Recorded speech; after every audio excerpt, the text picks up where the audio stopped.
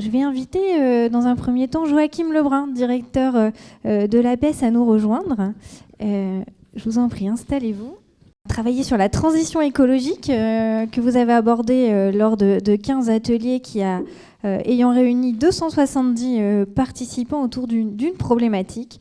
Comment intégrer des process plus respectueux de l'environnement dans l'ESS et dans l'économie classique, tout en s'inspirant d'initiatives portées par l'ESS. Alors vous avez la lourde tâche d'être rapporteur d'atelier, je vais vous appeler comme ça. Quel regard, quel constat vous avez vous posé sur le travail qui a été mené? Oui, donc déjà merci à chacune et chacun. On a pas mal remercié les partenaires, notamment les partenaires institutionnels. Je voulais commencer par remercier les acteurs qui ont porté ces différents ateliers, notamment sur la transition écologique.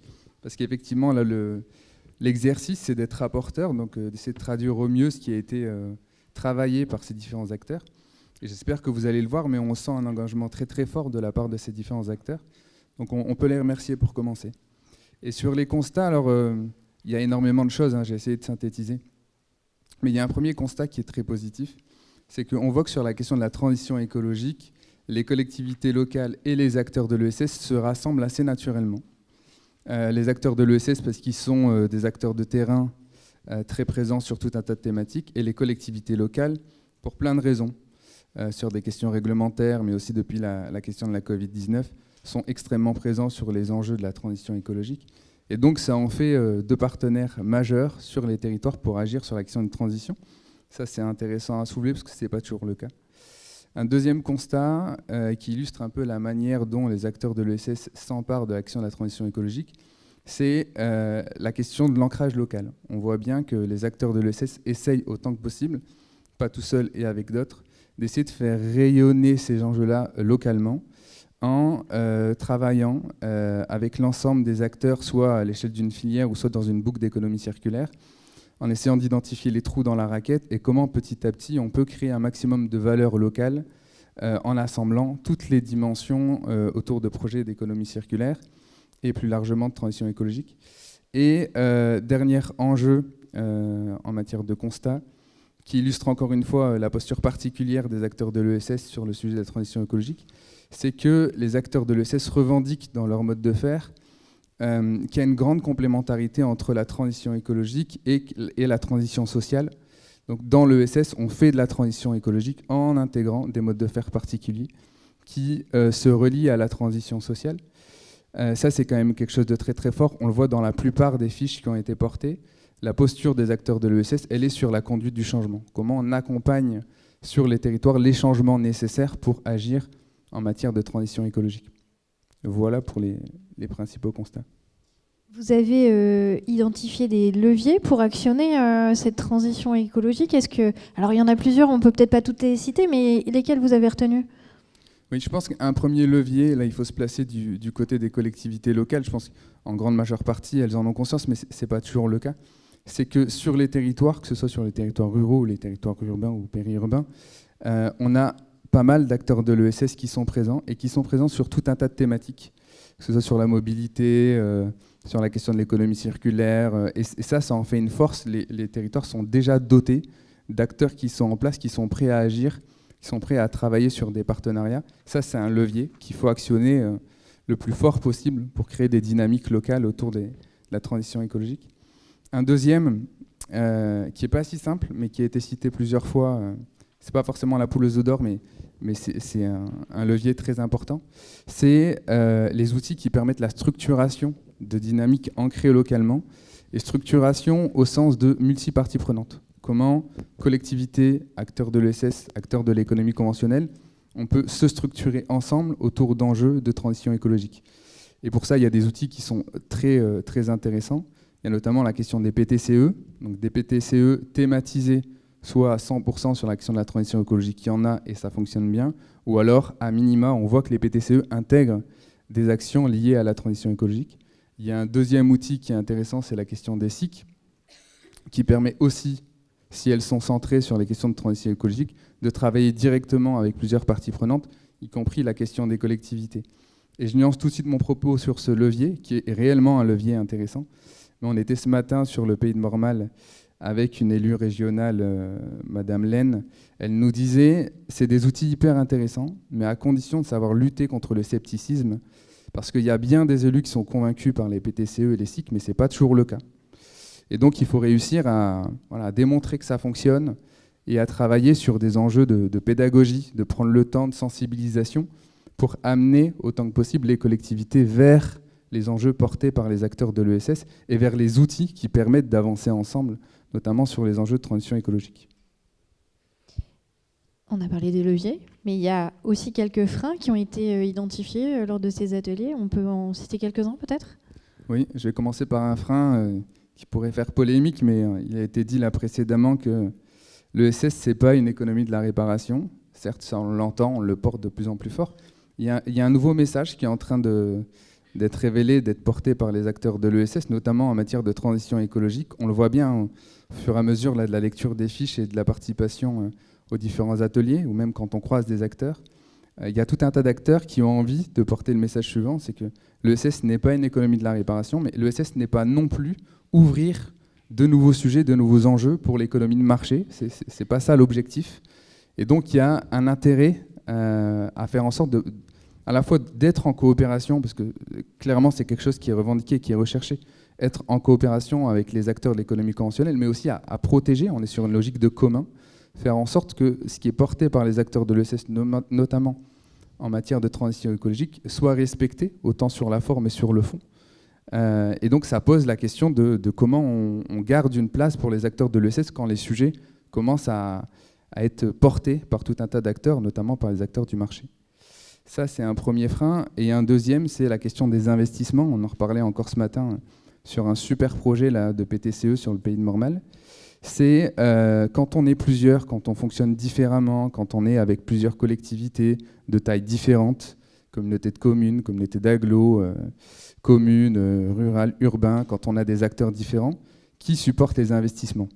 Donc je le disais sur les constats, dans l'ESS, on est davantage sur la question de l'accompagnement que sur la question de la technique, mais quand même, de temps en temps, il faut des investissements. Et là, on se regarde un peu les uns les autres en disant qui peut porter les investissements. Et là-dessus, il me semble qu'il y a un travail à faire, pouvoir accompagner ces projets un peu multiples autour de la transition écologique. Sur l'angle investissement, il y a peut-être des outils à créer sur le sujet. Alors on vous a demandé pour cette restitution de retenir aussi une bonne pratique, un exemple qui a fait mouche selon vous. Oui, alors c'était pas évident parce qu'il y a plusieurs choses à montrer, mais il me semble qu'en termes de bonnes pratiques sur le sujet de la transition écologique, on peut retenir cette phrase, on ne va pas y arriver si on est chacun dans notre coin. Donc une bonne pratique, c'est la question de la coopération multi-acteurs, multi-parties prenantes, notamment entre acteurs de l'ESS et collectivités. Moi, il me semble qu'il y a vraiment des efforts qui sont faits sur le sujet. Et donc j'ai pris comme exemple ce qui se passe à Saint-Quentin. Saint-Quentin est en train de réfléchir à la question du compost. Donc ça va devenir une obligation réglementaire pour tout un tas de collectivités. Et donc les collectivités vont devoir offrir une solution de compost aux usagers, aux habitants de leur territoire. C'est un gros casse-tête pour tout un tas de collectivités, comme souvent sur les questions de transition écologique. On peut commencer en se disant que c'est un casse-tête, et l'idée c'est d'en faire une opportunité. Et on a organisé un groupe de travail avec Saint-Quentin et d'autres collectivités, et notamment avec des collectivités qui avaient une approche très économique, voilà, en disant ça va être un coût supplémentaire, comment on fait en sorte de trouver une forme de rentabilité derrière ces sujets-là. Et donc quand on leur a parlé d'ajouter derrière la question du compost de l'accompagnement, notamment de l'accompagnement des parties prenantes, eh ben, c'était assez difficile parce qu'au démarrage, ça représentait un coût supplémentaire. Donc ce qu'a fait intelligemment Saint-Quentin, c'est que Saint-Quentin s'est organisé avec d'autres collectivités, donc elles sont 5-6, et avec des acteurs de l'ESS, pour trouver des modèles d'économie circulaire où on arrive, sur la question du compost, à créer une plus-value locale. Au-delà de la question de la revalorisation, comment on peut se servir de la question du compost pour créer du lien dans le quartier, des projets collectifs, un retour de cette revalorisation sur du potager collectif de quartier. Enfin, voilà, comment on peut aller plus loin que la première idée qu'on peut avoir quand l'approche réglementaire nous tombe dessus, quoi. Donc cette approche de coopération qui mêle à la fois la réflexion, l'idéation, mais aussi ensemble de penser à des nouveaux modèles pour structurer et pérenniser des projets de transition écologique, ça me semble intéressant à relever. Merci. Alors, je voudrais vous laisser la parole, mesdames, pour que vous puissiez rebondir. Madame Delair, justement, à la région, l'écologie, elle transparaît au travers d'une politique, REF 3 peut-être. Oui, bien sûr. Il y a des ponts à faire, évidemment. Oui. Donc, côté région, lorsque l'on parle de transition écologique, transition environnementale, nous pensons tout de suite à la dynamique autour des enjeux et défis inhérents au développement durable, afin d'engager la marche vers la neutralité carbone que nous appelons REF 3. Dans les ateliers, nous avons peu, voire pas du tout, évoqué REF 3, alors que c'est autour de cette thématique qu'il y a eu le plus grand nombre d'ateliers, si je ne m'abuse. Ce n'est pas grave, hein. Cela confirme un manque de sensibilisation, certainement, une difficulté à appréhender cet enjeu transversal. Donc cela rejoint les constats que nous pouvons faire autour de REF 3 et qui soulèvent autant de questions pour les entreprises, les porteurs de projets. Comment faut-il s'y prendre? Comment faire? Qu'est-ce qu'un projet REF 3? Quels critères satisfaire? Les ateliers le montrent, les acteurs de l'ESS sont conscients des grands défis de notre temps, que ce soit le changement climatique, la transition énergétique, la mutation technologique. En termes d'outils, un référentiel entreprise REF 3 vient d'être construit et publié pour accompagner les acteurs régionaux à se saisir justement de REF 3. D'ailleurs, le 19 décembre, il y aura un webinaire avec les intercommunalités. Je rappelle qu'il y a 92 intercommunalités en région Hauts-de-France. Plusieurs acteurs de l'ESS ont d'ailleurs été associés aux travaux pour constituer ce référentiel, pour guider, illustrer la mise en œuvre. Donc il s'agit de recommandations pragmatiques pour mener à bien des projets REF 3 autour de la mobilité, de l'alimentation, de l'économie circulaire, la rénovation des bâtiments, l'efficacité énergétique. Donc il y a vraiment un rôle pionnier de l'ESS à conserver et à amplifier par ses méthodes, ses savoir-faire et son ancrage local. C'est un outil qu'on peut retrouver facilement, hein, en 3 clics sur le site de la région et d'autres outils aussi que vous pourrez retrouver dans le livrable et la restitution qui a été fait. Une liste d'outils vous est proposée pour prendre en main et peut-être découvrir des solutions méconnues. Madame Robert à la Cresse. Oui. Alors déjà, sur ce thème, l'idée aussi, c'est de souligner la légitimité de l'économie sociale et solidaire. Si vous vous retournez, vous voyez tous les portraits, ils sont aussi à consulter sur le site. Tout respire la transition écologique dans les initiatives souvent citoyennes et qui ensuite s'organisent en collectif. Quand on parle de mobilité douce, quand on parle de réemploi, de numérique inclusif, d'alimentation durable, tout respire bien évidemment activité de l'ESS. Alors concernant notre singularité, je pense qu'il est important de la rappeler et d'ailleurs elle doit être aussi souvent partagée avec les étudiants dans les différents masters d'entreprise en ESS. C'est donc le non lucratif, le non délocalisable et l'ancrage territorial. Ce triptyque, il est important. Et autre approche en trois visages, pas de développement économique sans transition écologique et sans cohésion sociale. Donc on est vraiment là sur les piliers qu'on a régulièrement entendus dans les ateliers, avec la nécessité, à mon avis, de développer des indicateurs de réussite là-dessus, et pourquoi pas en développer également une valorisation de l'impact. Il y a beaucoup d'initiatives aussi à recréer. Alors oui, le lien avec REF 3, il est à renforcer. Le lien est à renforcer autour de ce dispositif phare. On a aussi parfois le sentiment, pour certains, que c'est une affaire d'initiés, donc il faut combattre cette idée, cette interprétation. Donc c'est quelque chose qui peut se poursuivre au-delà de ces temps d'échange. Et puis, en effet, Joachim a appuyé sur ce sujet, la notion de coopération. Et en effet, aller capter les actions remarquables en ESS pour pouvoir éventuellement les décliner dans d'autres territoires. On va dire que la façon de coopérer en ESS, elle est particulière. L'idée, c'est de respecter le territoire et d'être dans une approche, vous savez, d'enracinement, dans le respect des réalités du terrain et des acteurs qui prendront ensuite la suite de ces opérations. Donc je pense que coopérer en ESS, c'est particulier. C'est aussi beaucoup d'humilité, beaucoup de respect. Et ce n'est pas un acteur super leader sur son sujet qui va venir faire l'explication de texte, en fait. Coopérer en ESS, c'est autre chose. Donc c'est vraiment ce qu'on a ressorti aussi dans cet atelier. Madame Abdati, je vous passe la parole. Qu'est-ce qui vous a sauté aux yeux, paru important dans ces ateliers? Justement, ce qui nous a sauté aux yeux, c'est l'engagement. En fait, la manière dont les acteurs de l'ESS se sont emparés de ces ateliers pour valoriser un petit peu l'ensemble des actions tout à fait pléthoriques dans le champ de la transition économique. C'est comme une seconde peau, une respiration de l'ESS.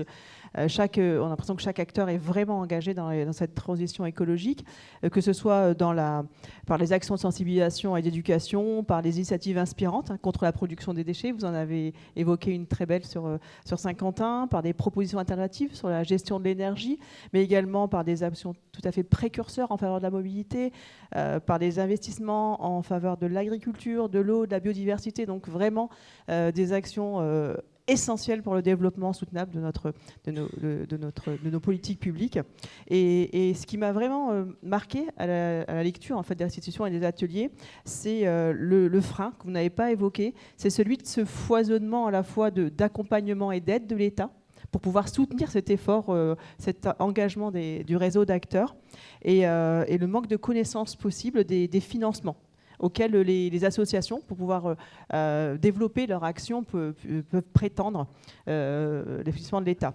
Et donc, nous devons vraiment, nous, État, mieux nous organiser pour réussir à promouvoir les moyens qui existent. L'État en région, aujourd'hui, pour les acteurs de l'ESS, en 2023, c'est quelques 200 millions d'euros. Donc, effectivement, si le réseau d'acteurs n'est pas en capacité d'aller chercher l'argent qui est mis à disposition, c'est assez dommage. Et par exemple, il y a la DREAL qui travaille sur les actions, sur les associations, pour structurer le réseau des associations environnementales, les inciter à développer la participation citoyenne, sensibiliser la population, enfin tout le réseau d'acteurs, vous connaissez par rapport à la DREAL. On a la DRAGES, on a travaillé justement avec la DREAL, avec le LMA, avec l'ESS, pour pouvoir mettre comme un critère pour l'obtention du FDVA, le fait que cet engagement dans la transition écologique et les associations, même les petits porteurs de petites associations, seront prioritaires, celles qui s'engagent dans des actions qui sont soutenables en faveur de la transition écologique et également des actions qui ne sont pas, dont l'objet n'est pas social, pourront également avoir des subventions si elles s'engagent justement dans cette transition écologique. Et nous savons que la FDVA, on va avoir une augmentation de 40% l'année prochaine de la dotation FDVA. Donc il y a un enjeu fort, nous, de pouvoir communiquer et d'accompagner les associations pour bénéficier de ces enjeux, pour accompagner la transition écologique. D'autre part, on a aussi la DRAF, la DRAGES, la DRAF, qui a lancé un appel à projet qui court jusqu'en janvier 2024 dans le cadre de la stratégie nationale pour l'alimentation, la nutrition et le climat. Une subvention maximale de 70 € pourra être délivrée pour ceux qui s'engagent en faveur de la production agricole et alimentaire. Donc, et l'ADEME aussi, qui offre un large panel de dispositifs. Donc toutes ces propositions, tous ces dispositifs d'accompagnement de l'État, ce qu'on peut proposer, c'est d'une part, vous savez qu'on a une plateforme ESS HDF, et ce qu'on se propose, c'est de créer un onglet dans la rubrique d'aide de l'État, dans laquelle on va pouvoir mettre toutes les actions de subventions interministérielles, c'est-à-dire qu'un accès facilité à l'information. Donc ça, c'est déjà savoir qu'il existe un endroit où vous aurez accès à l'ensemble des dispositifs dont vous pouvez bénéficier pour accompagner votre action en faveur de la transition écologique. Et d'autre part, on a un réseau de guides assos, qui est là pour structurer et accompagner le mouvement associatif. On sait que 80% des acteurs de l'ESS sont des associations. Donc c'est déjà, et nous allons nous engager à travailler avec les guides assos. On est très proactifs en région Hauts-de-France pour pouvoir permettre de rendre plus visible et pouvoir mieux vous accompagner dans l'action formidable que vous faites en faveur de la transition écologique.